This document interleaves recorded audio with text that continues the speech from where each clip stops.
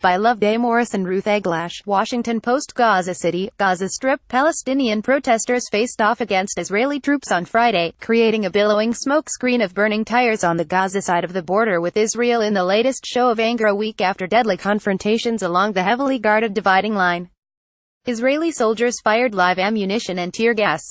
The Gaza Health Ministry reported that at least 3 people were killed and scores were injured, 5 of them with critical injuries to the head and upper body. Start your day with the news you need from the Bay Area and beyond. Sign up for our new morning report weekday newsletter.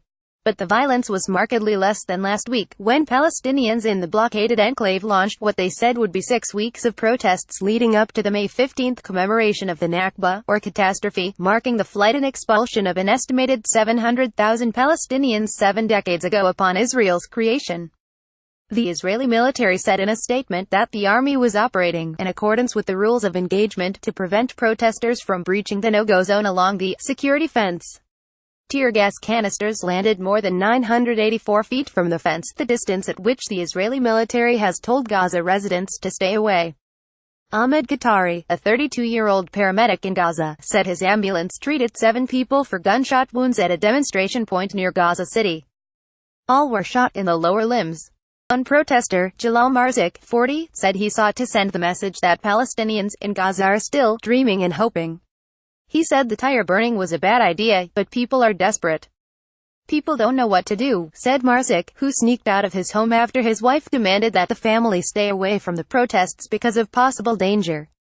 That's her calling right now, he said as his cell phone rang. I'll cancel it. I'm in big trouble. Hussein Somani, a 40-year-old paramedic, said Israeli soldiers appeared to be using less force than last week. But the protests were expected to swell after Friday prayers. Mahmoud Kurdiya, 22, was dressed in a full suit stitched together with Palestinian scarves and carrying a Palestinian flag. My plan is to be peaceful, he said, adding that they might throw stones if Israeli soldiers used a lot of gunfire. Last week's protests, which brought out more than 30,000 Gazans at 5 locations along the fence with Israel, have been followed by a week of unrest in the Strip, with demonstrators and militants arriving at the fence to challenge the Israeli presence on the border. On Friday morning, a 30-year-old man was said to have died from injuries sustained during last Friday's demonstration. The death of Thayer Raba, 30, brought the Palestinian death toll to 22 from last week's clashes. The Gaza Health Ministry said more than 1,000 people were wounded by gunshots. Israel said at least 10 of the fatalities were militants, 8 of them members of the Islamist group Hamas, which rules the 140-square-mile Gaza Strip. Hamas has claimed that 5 of those killed were members of its military wing.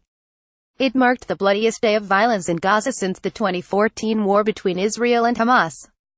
Israel, the United States and the European Union label Hamas a terrorist organization. The other Palestinian territory, the West Bank, is led by the internationally recognized Palestinian Authority. Office of the High Commissioner for Human Rights expressed grave concern about what might happen this Friday, reminding Israel of its obligations to ensure that excessive force is not employed against protesters. Jason Greenblatt, President Donald Trump's special representative for international negotiations, took a different approach, urging the leaders of the Gaza protest to communicate loudly and clearly that protesters should march peacefully, should abstain from all forms of violence, should remain outside the 500-meter buffer zone, and should not approach the border fence in any way or any location. Hamas also released a statement, urging demonstrators to remain peaceful, to obscure their faces and avoid confrontation with Israeli forces. Last Friday, while most of the tens of thousands of protesters gathered peacefully, young men risked getting close to the border fence to throw rocks and Molotov cocktails. The organizing committee overseeing the demonstrations, which includes representatives of major militant factions in Gaza, has said it considers such acts as nonviolent in the face of armed soldiers.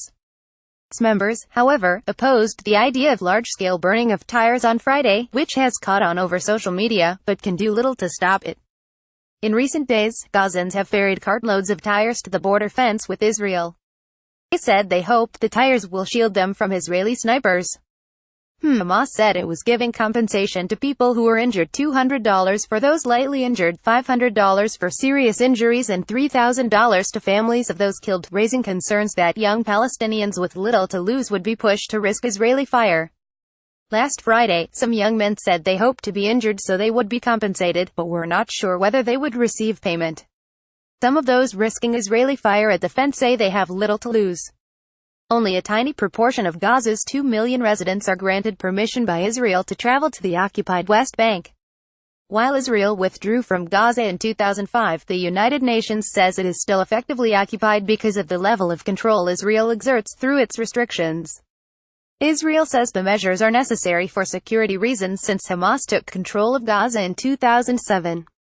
Egypt also rarely opens its border, while a rift between Hamas and the Palestinian Authority in Ramallah has compounded misery for Gaza residents over the past year, with salaries to the territory cut. Hamas is playing with fire, said Brig. General Ronen Manelis, an Israeli army spokesman. It knows exactly what it is doing. It is trying to turn the area along the border into a battle zone. It is enticing civilians to carry out terrorist acts to destroy the fence, Eglash reported from Jerusalem. The Washington Post's Haz and Belushi in Gaza contributed to this report.